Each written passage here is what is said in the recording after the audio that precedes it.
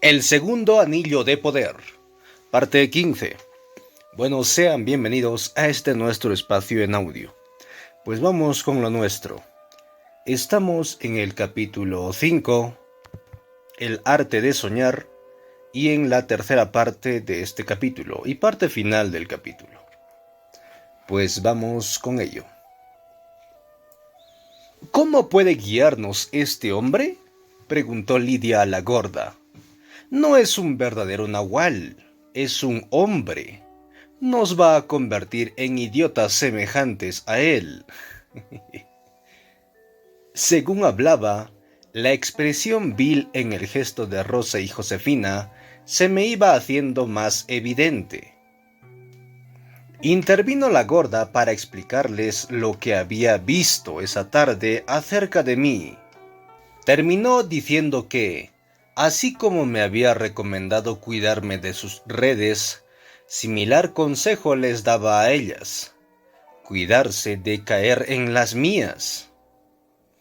Tras la manifestación inicial de animosidad hacia mi persona realizada por Lidia, auténtica y bien fundamentada, me causó estupor ver cuánta facilidad se sometía a las observaciones de la gorda. Me sonrió. Es más, fue a sentarse a mi lado. «Tú eres como nosotros, ¿no?», preguntó como aturdida. Yo no sabía qué decir. Temía cometer un error garrafal. Era evidente que Lidia acaudillaba a las hermanitas. En el momento en que me sonrió, las otras dos parecieron adoptar la misma postura hacia mí.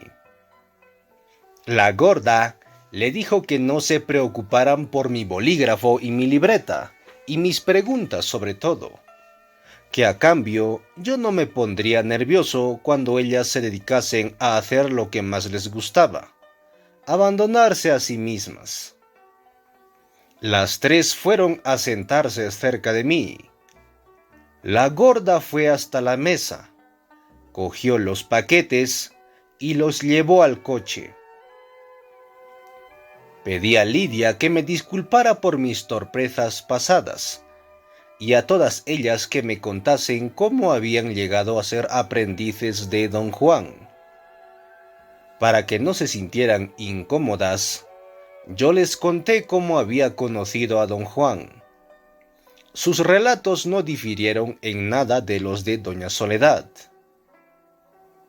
Lidia comentó que todas habían tenido la posibilidad de marcharse del mundo de don Juan, pero habían elegido quedarse.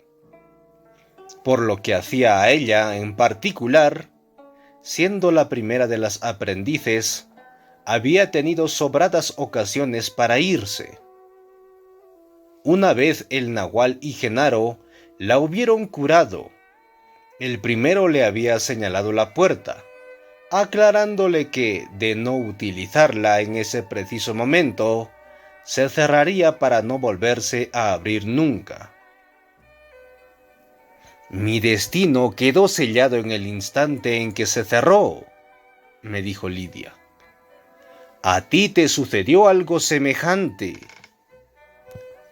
El nahual no me ocultó que, tras ponerte un parche, te fue dada la oportunidad de marchar, pero tú no lo hiciste». Esa decisión constituía mi recuerdo más vívido. Les conté que don Juan me había engañado, diciéndome que una bruja andaba tras él y él me daba a escoger entre irme para no volver y quedarme a ayudarle en la guerra contra su atacante. Resultó que su pretendido agresor no era sino uno de sus cómplices. Al enfrentarle, creyendo hacerlo en nombre de don Juan, le ponía en mi contra. Se convirtió en lo que él llamaba mi digno adversario. Esas tretas. Pregunté a Lidia si ellas también habían tenido un digno adversario. «No somos tan tontas como tú», dijo ella. Nunca necesitamos que nadie nos espoleara. Pablito sí es así de estúpido, dijo Rosa. Soledad es su enemigo. No sé, sin embargo, hasta qué punto ella vale la pena. Pero como reza el dicho, a falta de pan, buenas tortas. Rieron y dieron golpes sobre la mesa. Inquirí si alguna de ellas conocía a la bruja que don Juan me había opuesto, la Catalina. Negaron con la cabeza. Yo la conozco, dijo la gorda desde junto al fogón. Pertenece al ciclo del Nahual, pero en apariencia no tiene más de 30 años.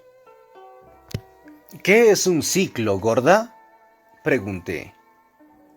Se acercó a la mesa, puso un pie sobre el banco y apoyó la barbilla en la mano, descansando sobre el brazo y la rodilla.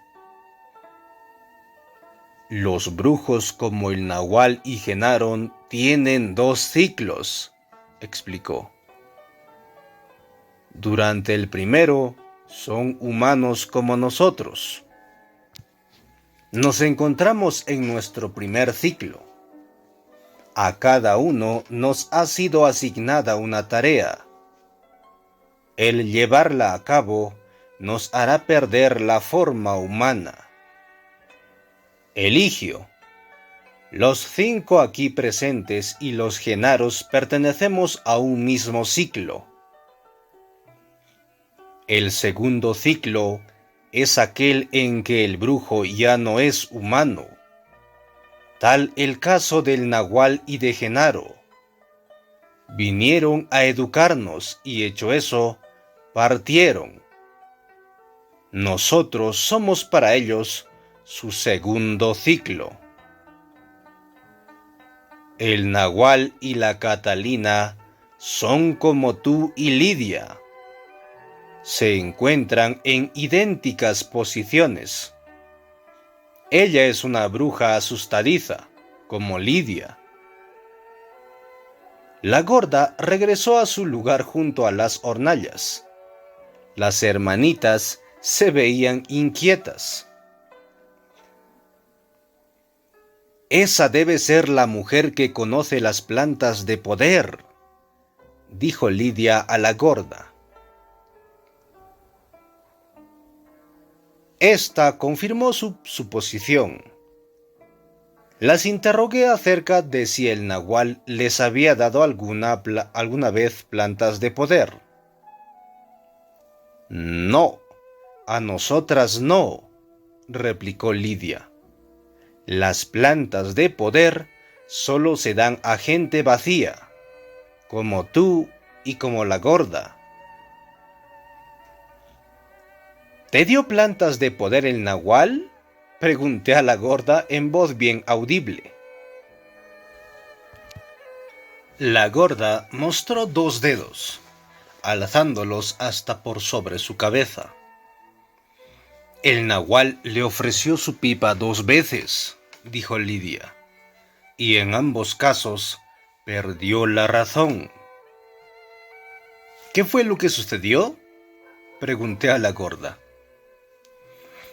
Salí de mis cabales, dijo acercándose a la mesa. El Nahual nos dio plantas de poder porque nos estaba poniendo un parche en el cuerpo. El mío no tardó en adherirse. Contigo la cosa fue más difícil. El Nahual decía que estabas más loco que Josefina y eras tan insoportable como Lidia. Tuvo que darte gran cantidad de plantas.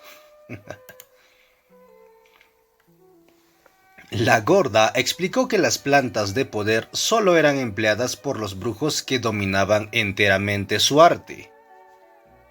Eran tan poderosas y su manipulación tan delicada que requerían la más impecable de las atenciones por parte del brujo. Llevaba toda una vida ejercitar la atención en el nivel necesario. Agregó que la gente completa no le hacía falta plantas de poder, y que ni las hermanitas ni los genaros la habían tomado nunca. No obstante, algún día, cuando hubieran perfeccionado su arte como soñadores, se valdrían de ellas para lograr el impulso final y total, un impulso cuya magnitud no nos era posible concebir. ¿También nosotros las tomaremos?, pregunté a la gorda. Todos nosotros, respondió. El nahual aseguraba que tú entenderías esto con más facilidad que los demás. Consideré la cuestión. A decir verdad, el efecto de las plantas psicotrópicas sobre mí había sido espantoso. Parecían penetrar en un vasto depósito que hubiese en mi interior, para extraer de él todo un mundo. Sus mayores desventajas consistían en su acción devastadora para mi bienestar físico y la imposibilidad de controlar sus consecuencias. El universo en que me sumergían era indomable y caótico. Perdía el dominio, el poder, por decirlo en los términos de Don Juan, de utilizar ese mundo. Pero si alcanzara ese control, las posibilidades que se abrirían ante la mente serían pasmosas. Yo también las tomé, dijo de pronto Josefina. Cuando estaba loca, el nahual me hizo fumar su pipa, para curarme o acabar conmigo, y me curó. Es cierto que el nahual dio a Josefina su humo, dijo la gorda desde junto al fogón. Volvió a acercarse a la mesa. Sabía que ella fingía estar más loca de lo que en realidad estaba. Siempre había estado un poco ida y era muy atrevida, y se abandonaba a sí misma más que nadie. Pretendía vivir donde nadie la molestara y pudiera hacer todo lo que viniera en gana. De modo que el nahual le dio su humo y la llevó a vivir a un mundo de su gusto durante 14 días.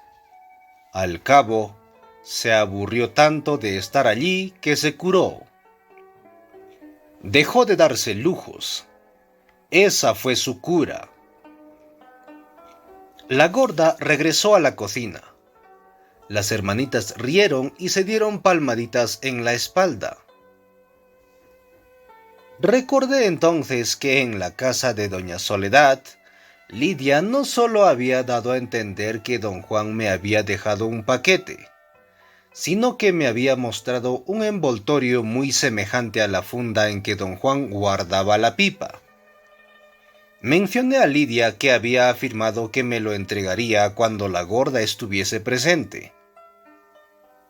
Las hermanitas se miraron antes de volverse hacia la gorda. Esta hizo una seña con la cabeza. Josefina se puso en pie y se dirigió a la habitación delantera. Retornó poco más tarde, con el lío que Lidia me había enseñado. Una punzada de esperanza atravesó mi estómago. Josefina depositó el bulto con delicadeza sobre la mesa delante de mí. Todos se acercaron. Comenzó a desenvolverlo con la misma ceremonia con que lo había hecho Lidia la primera vez. Cuando hubo terminado de deshacerlo, esparció su contenido sobre la mesa. Eran paños de menstruación. Potente. Quedé aturdido por un momento. Pero el sonido de la risa de la gorda, mucho más fuerte que el de las demás, era tan agradable que no pude por menos de estallar en carcajadas yo también. «Este es el paquete personal de Josefina», afirmó la gorda. Suya fue la brillante idea de despertar tu codicia anunciándote un regalo del nahual para que te quedases. Ay, ay, ay. Tendrás que admitir que fue una buena idea, me dijo Lidia. Remedó la expresión avariciosa de mi rostro en el momento en que empezó a abrir el envoltorio y mi aspecto de individuo desilusionado del final. Hice saber a Josefina que su idea había sido realmente brillante, que había surtido el efecto previsto y que tenía más interés por ese paquete del que me atrevía a reconocer. Puedes quedártelo si lo deseas. El comentario de Lidia hizo reír a todos. La gorda dijo que el nahual había sabido desde el principio que Josefina no estaba realmente enferma, y que esa era la razón por la cual le resultaba tan difícil curarla. Las personas verdaderamente dolientes son las más dóciles. Josefina era demasiado consciente de todo y muy ingobernable. Se vio obligado a fumarla muchas veces. En una oportunidad, don Juan se había expresado en los mismos términos con respecto a mí. Dijo que me había fumado. Yo siempre había creído que se refería al hecho de haber empleado hongos psicotrópicos para tener una visión diferente de mi persona.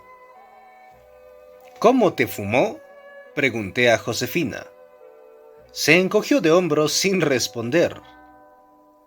Tal como te fumó a ti, dijo Lidia. Te quitó la luminosidad y la secó con el humo de un fuego que había encendido.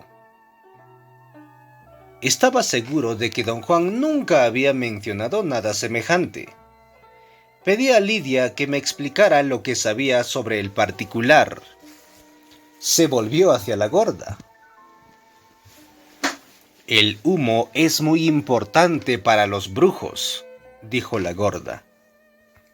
El humo es como la niebla. Claro que la niebla es mejor, pero es demasiado difícil de manejar. No está tan a mano como el humo. Así que si un brujo quiere ver y conoce a alguien que tiene por costumbre ocultarse como tú y como Josefina, caprichosos y huraños, enciende un fuego y hace que su humo envuelva a la persona. Esconda lo que esconda, surgirá con el humo. La gorda aclaró que el nahual no solo empleaba el humo para ver y conocer a la gente, sino también para curarla. Daba a Josefina baños de humo. La hacía estar de pie o sentada junto al fuego en la dirección hacia la cual soplaba el viento. El humo la envolvía, haciéndola sofocar y llorar. Pero la incomodidad era solo temporal y sin consecuencias graves. Los efectos positivos, por otra parte, se traducían en un aumento gradual de luminosidad. El nahual nos dio baños de humo a todos, agregó la gorda. A ti te dio más que a Josefina. Decía que eras insoportable y que ni siquiera fingías como ella. Lo vi con claridad. Tenía razón. Don Juan me había hecho sentar frente al fuego cientos de veces. El humo me irritaba la garganta y los ojos hasta el punto de que me aterrorizaba verle coger ramas secas. Él afirmaba que debía aprender a controlar la respiración y sentir el humo con los ojos cerrados. Así podría respirar sin sofocarme. La gorda aseveró que el humo había ayudado a Josefina a ser etérea y esquiva en sumo grado, y que no tenía la menor duda de que también había contribuido a aliviar mi enfermedad mental, cualquiera que ésta fuese. El nahual afirmaba que el humo lo quita todo, prosiguió la gorda. Le hace a uno claro y franco. Le pregunté si sabía cómo había que proceder para que el humo pusiera en evidencia lo que una persona ocultaba. Me respondió que era muy fácil para ella, porque había perdido la forma, pero que ni las hermanitas ni los Genaros eran capaces de hacerlo, a pesar de haber presenciado el procedimiento realizado por el nahual o por Genaro cientos de veces. Me interesaba conocer la razón por la cual don Juan nunca me había mencionado el tema, a pesar de haberme ahumado como un pescado seco en un buen número de ocasiones. Lo hizo, dijo la gorda con su acostumbrada seguridad. Es más, te enseñó a escrutar la niebla. Nos contó que en cierta oportunidad habían ahumado un lugar de las montañas y visto aquello que se escondía tras el paisaje. Estaba embelesado.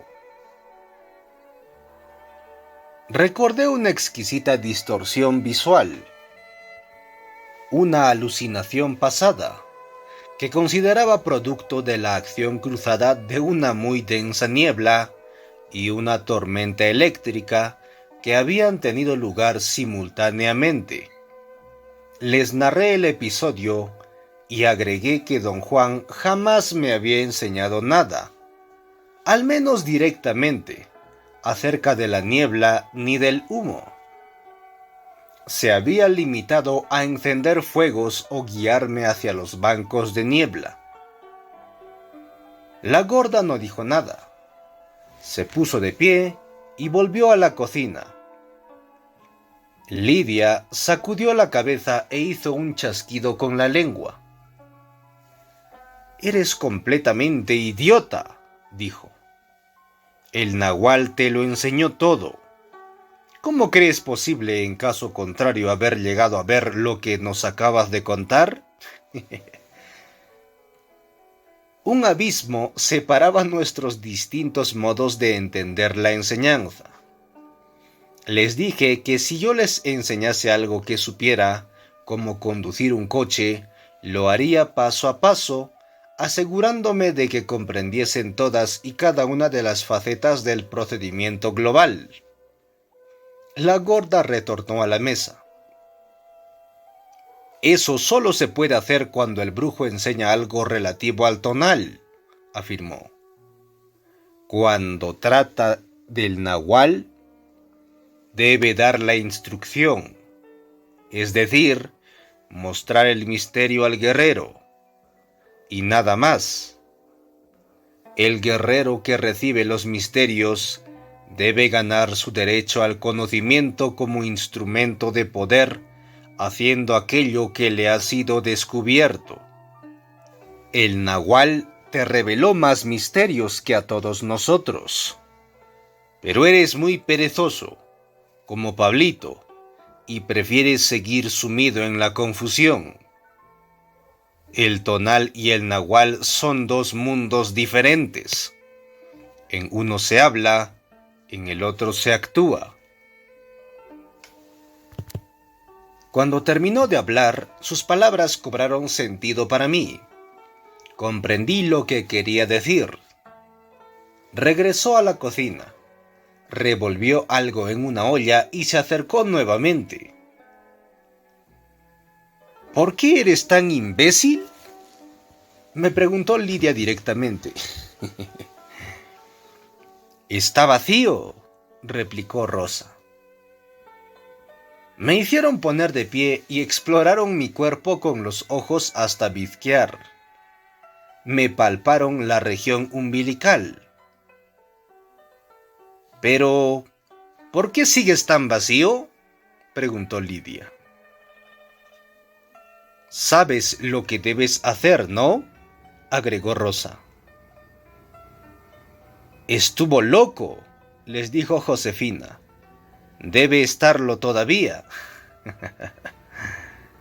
La gorda vino en mi ayuda, explicándoles que yo aún estaba vacío por la misma razón por la cual ellas no habían perdido la forma. En el fondo, aunque no lo reconociéramos, ninguno de nosotros deseaba el mundo del nahual. Teníamos miedo y estábamos llenos de segundos pensamientos. En síntesis, no éramos mejores que Pablito. No dijeron palabra alguna. Las tres parecían estar muy turbadas. «Pobre nahualito», me dijo Lidia en un tono que revelaba auténtico interés. «Estás tan asustado como nosotras. Yo finjo ser dura. Josefina finge estar loca. Rosa finge tener mal genio y tú finges ser un estúpido». Rieron y por primera vez desde mi llegada tuvieron un gesto de camaradería para conmigo. Me abrazaron, descansando la cabeza en mi cuerpo. La gorda se sentó frente a mí y las hermanitas lo hicieron a su alrededor. Tenía a las 4 delante. «Ahora podemos hablar acerca de lo sucedido esta noche», dijo. «El nahual me dijo que si sobrevivíamos al último contacto con los aliados, ya no volveríamos a ser los mismos. Los aliados nos hicieron algo hoy. Nos han rechazado». Me tocó con suavidad la mano con que escribía. «Esta fue una noche especial para ti», prosiguió. «Todos, incluso los aliados, nos lanzamos en tu ayuda. El nahual lo hubiese querido. Esta noche viste todo el camino». «¿Lo crees?», pregunté.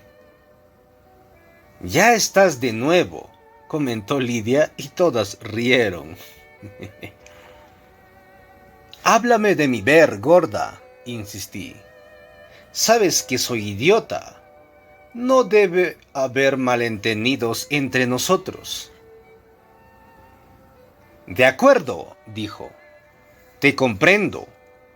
Esta noche vistes a las hermanitas».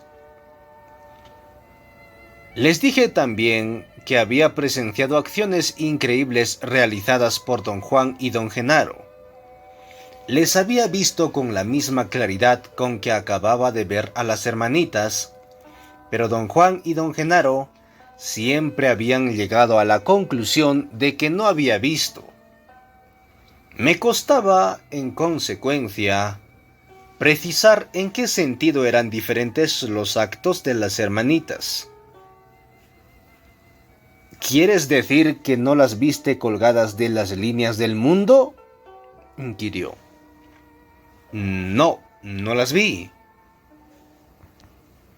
«¿No las viste colarse por la grieta que separa los mundos?». Les conté lo que había observado. Me escucharon en silencio. Cuando finalicé, la gorda parecía estar al borde de las lágrimas. «¡Qué lástima!», exclamó.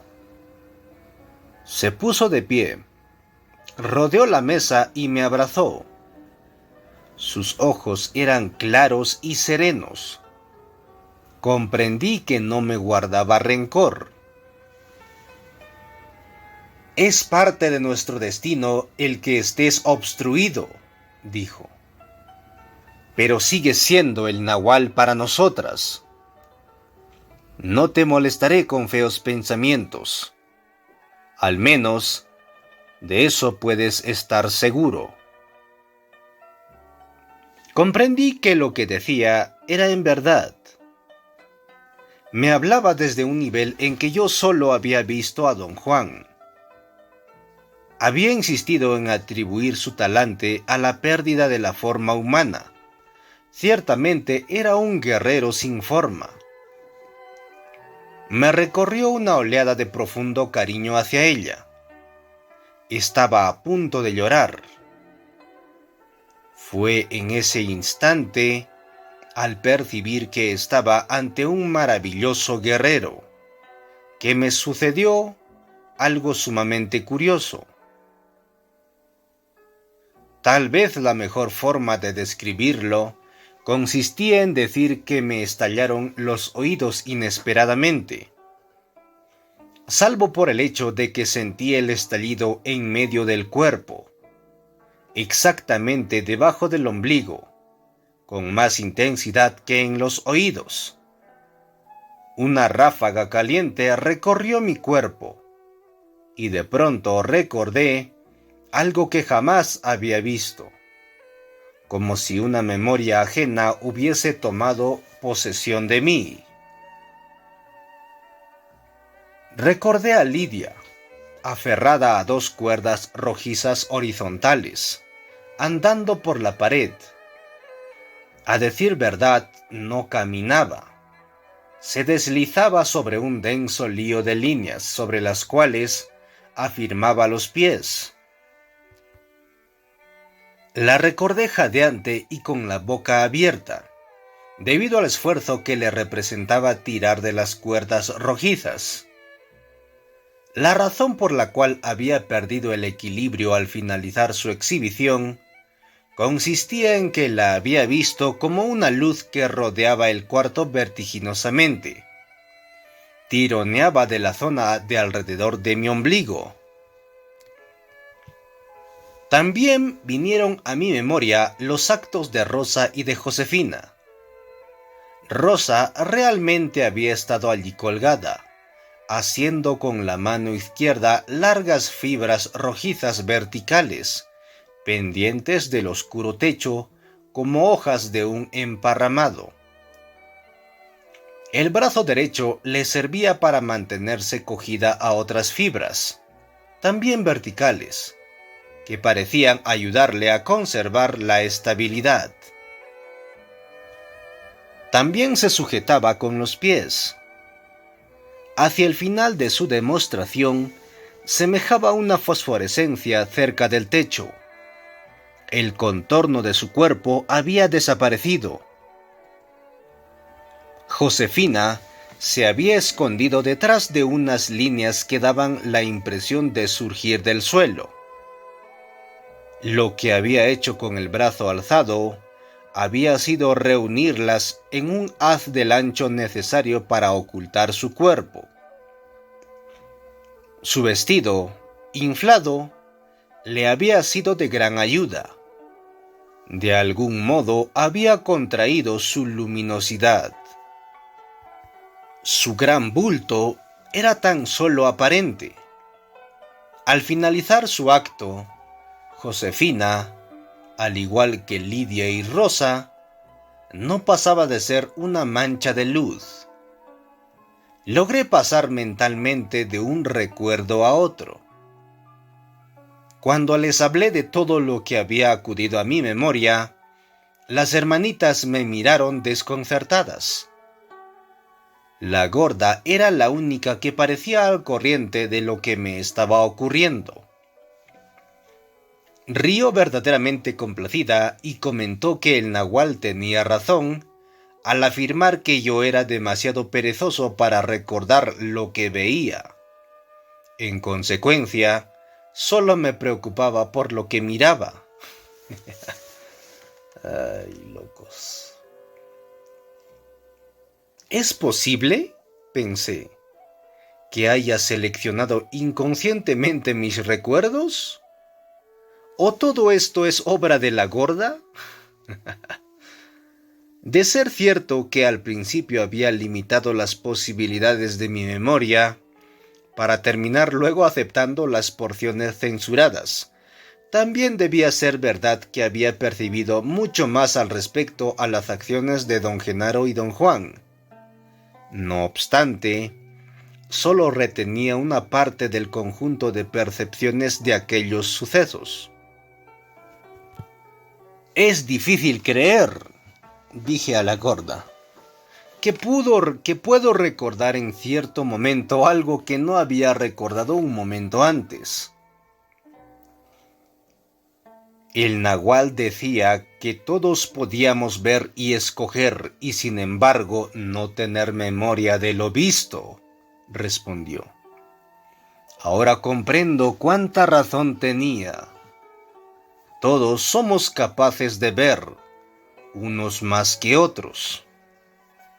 Informé a la gorda que era consciente de que acababa de dar con una clave. Ellas me habían devuelto una pieza extraviada, pero no era fácil especificar de qué se trataba. Anunció que terminaba de ver que yo había practicado mucho el soñar y ello había contribuido a desarrollar mi atención. No obstante, me dejaba engañar por mi propia apariencia de no saber nada. Quería hablarte de la atención, continuó. Pero tú sabes tanto como yo sobre el tema. Le aseguré que mis conocimientos eran intrínsecamente diferentes de los suyos, que resultaban infinitamente más espectaculares que los míos. En consecuencia, todo lo que me pudiera decir acerca de sus prácticas sería de valor para mí. El nahual nos encomendó demostrarte que, merced a la atención, podemos retener las imágenes de un sueño tal como retenemos las del mundo, dijo la gorda. El arte del soñador es el arte de la atención. Potente.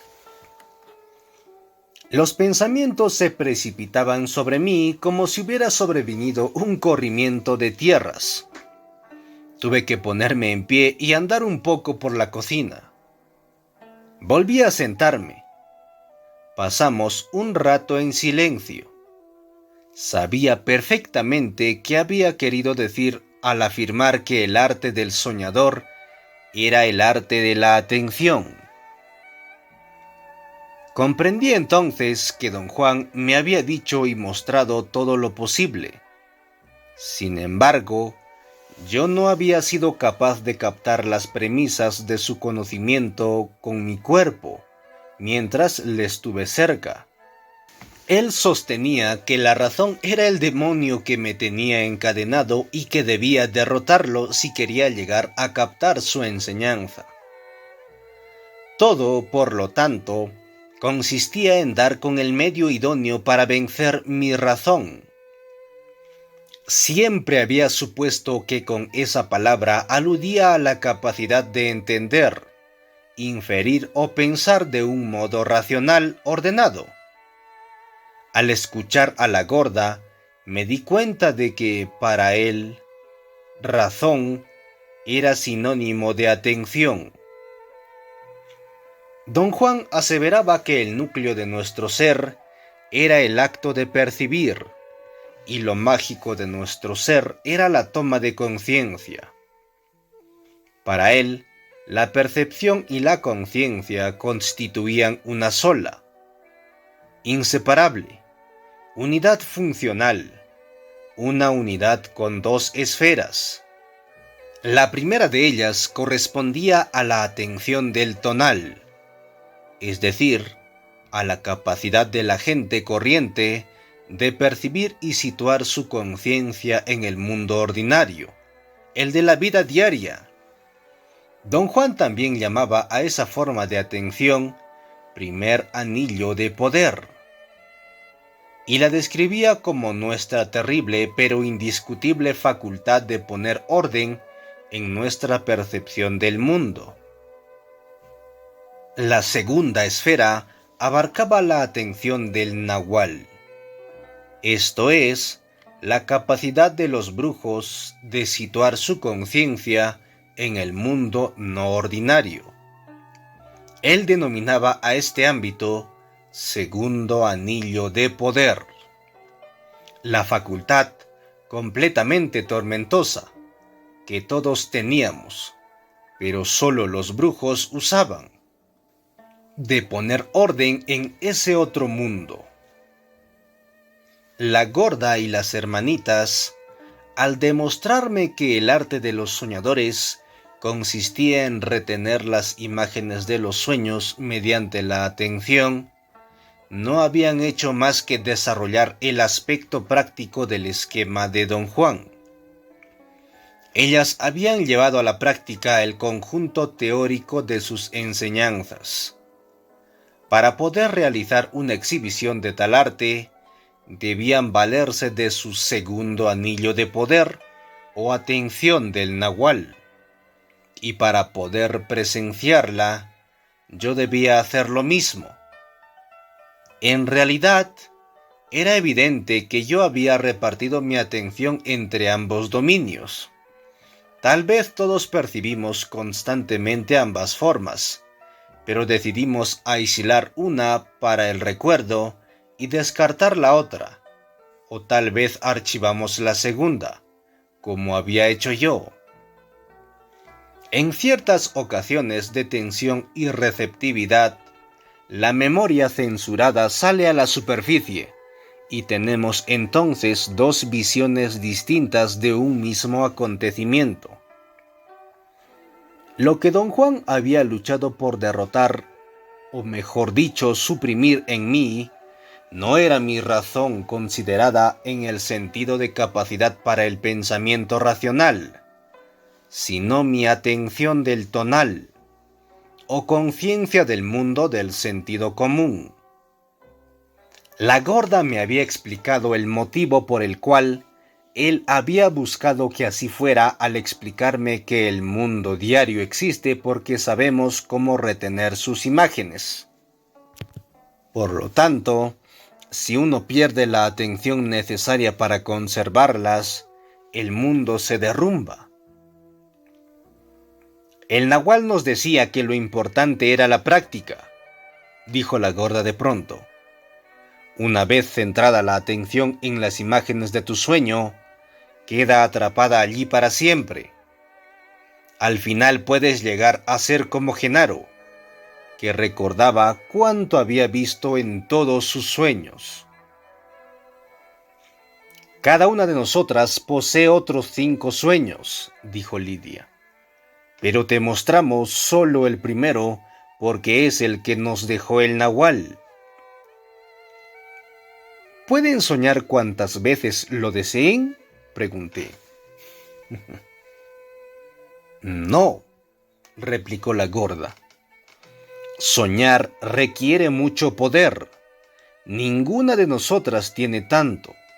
Las hermanitas se ven obligadas a rodar por el piso numerosas veces como has visto, porque al hacerlo la tierra les da energía. Tal vez recuerdes haberlas visto como seres luminosos que sorben energía de la luz de la tierra. El nahual sostenía que la mejor manera de obtener energía consiste desde luego en permitir que la luz solar penetre en los ojos, especialmente el izquierdo. Le comuniqué que nada sabía de ello y me describió un procedimiento que le había enseñado Don Juan. Al oírla, recordé que también me lo había enseñado a mí. Ay, Carlos. Se trataba de mover la cabeza lentamente de un lado a otro, en tanto captaba la luz solar con el ojo izquierdo, entornado. Él afirmaba que no solo era posible utilizar el sol, sino también cualquier otro tipo de luz susceptible de ser reflejada por los ojos. La gorda dijo que el nahual les había recomendado atarse los chales bajo la cintura para protegerse las caderas al rodar. Le comenté que Don Juan nunca me había hablado de rodar. Me explicó que solo las mujeres podían hacerlo porque tenían útero. La energía entraba directamente en él y al rodar la distribuían por el resto del cuerpo. Un hombre, para captar energía, debe echarse de espalda, flexionando las rodillas hasta lograr que las plantas de los pies estuviesen en contacto con toda su superficie. Los brazos debían abrirse hacia los lados, con los antebrazos en posición vertical y los dedos en forma de garra hacia arriba. Pasamos años soñando esos sueños, dijo Lidia. Son lo mejor que tenemos porque en ellos nuestra atención está completa. En los demás sueños sigue siendo inestable. La gorda afirmó que el retener las imágenes de los sueños era un arte tolteca. Tras años de agotadora práctica, todas ellas habían logrado realizar una acción en cada sueño. Lidia podía andar sobre lo que fuese, Rosa colgarse de todo, Josefina ocultarse tras cualquier cosa y ella misma volar. Había llegado a poner toda su atención en una sola actividad, pero aún eran principiantes, aprendices de este arte. Agregó que don Genaro era el maestro del soñar. Era capaz de volver las cosas a su favor a voluntad y atender a todas las actividades de la vida diaria. Para él, las dos esferas de la atención tenían el mismo valor. Me vi obligado a plantearle el tema de costumbre. Necesitaba conocer los procedimientos, el modo en que se las arreglaban para retener las imágenes de los sueños. «Los conoces tan bien como yo», dijo la gorda. «Lo único que puedo decirte es que tras repasar un mismo sueño una y otra vez, comenzamos a percibir las líneas del mundo. Ellas nos ayudaron a realizar lo que nos viste hacer». Don Juan había dicho que nuestro primer anillo de poder penetra en nuestras vidas en épocas muy tempranas, y vivimos bajo la impresión de que ese es todo nuestro mundo. El segundo anillo de poder, la atención del nahual, permanece oculto para la inmensa mayoría de nosotros, y se nos revela justo en el momento de la muerte.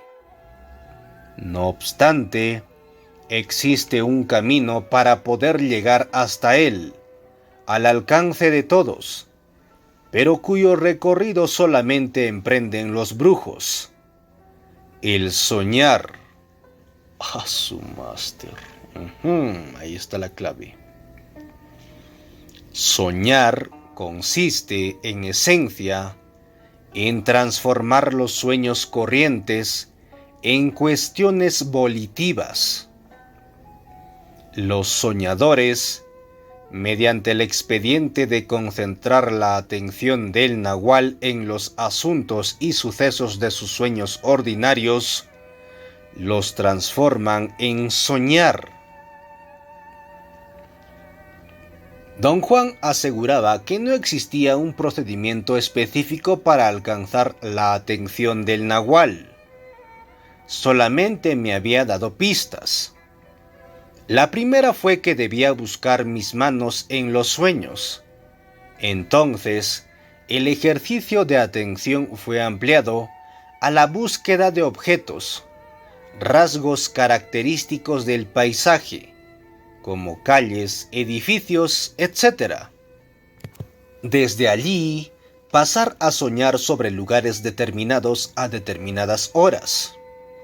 El último grado consistía en concentrar la atención del nahual en el yo total. Don Juan sostenía que esa etapa final se anunciaba generalmente por un sueño que buena parte de la gente había tenido en una u otra oportunidad, en el cual el sujeto se ve a sí mismo yaciendo dormido.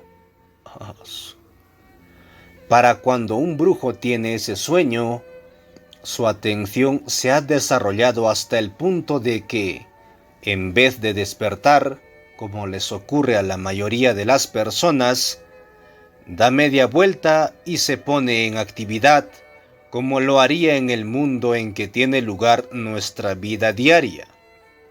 En ese momento se produce una ruptura, una división definitiva en la hasta entonces unificada personalidad.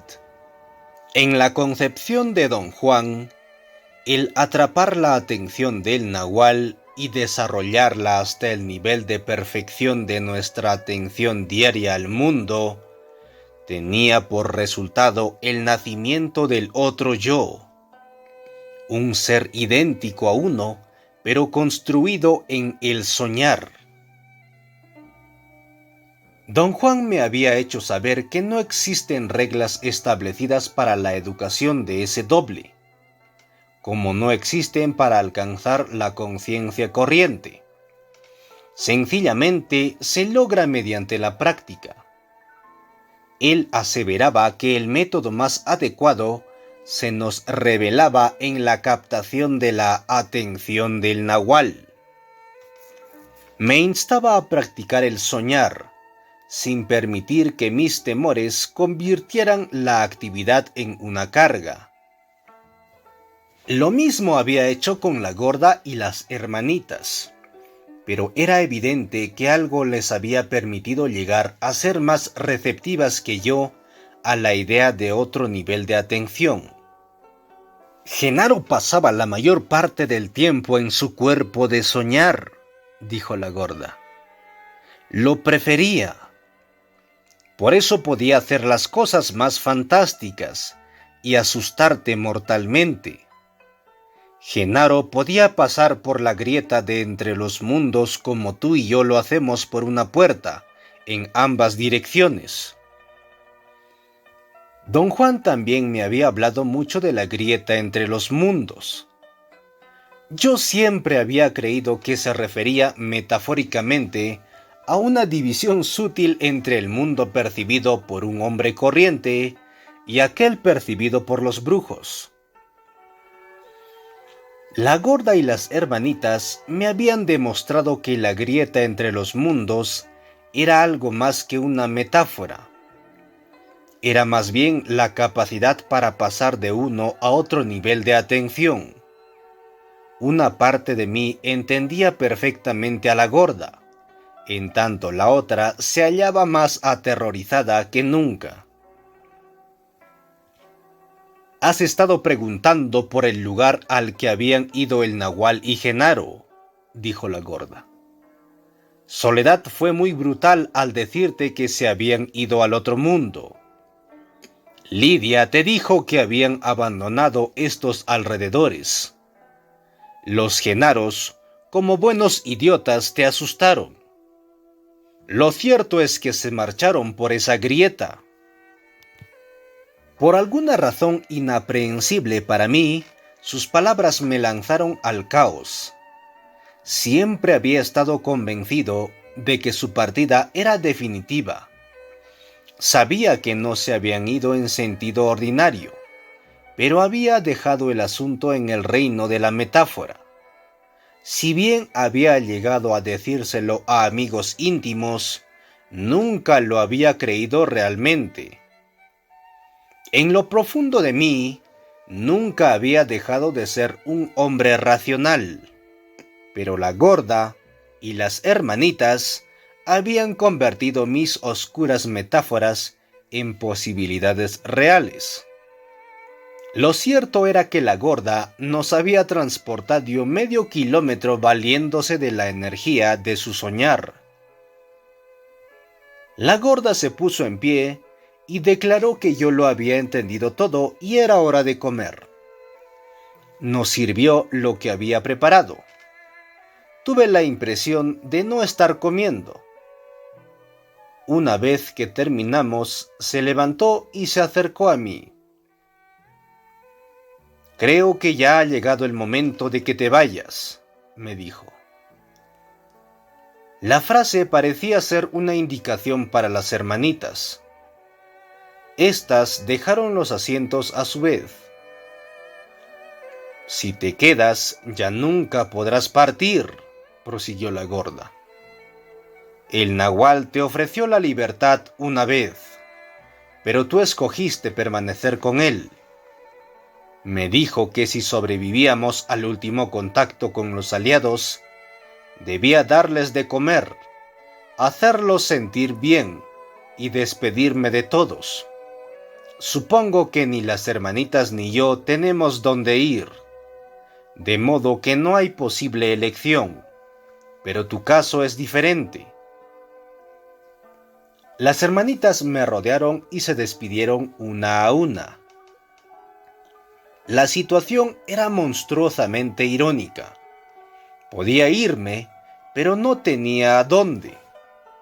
Tampoco para mí había elección. Años atrás, don Juan me había brindado una oportunidad de marchar. Ya entonces me había quedado por no tener lugar alguno al cual dirigirme. «Se escoge solo una vez», me había dicho don Juan. «Elegimos ser guerreros o ser hombres corrientes. No existe una segunda oportunidad, no sobre esta tierra». Fin de la parte 15 y fin de este capítulo 5. El arte del soñar. Está interesante. La parte más interesante de este capítulo. Bueno, gracias por escucharnos y acompañarnos en estos espacios en audio. Pues saludos a la distancia y nos volveremos a encontrar en una próxima entrega. Adiós.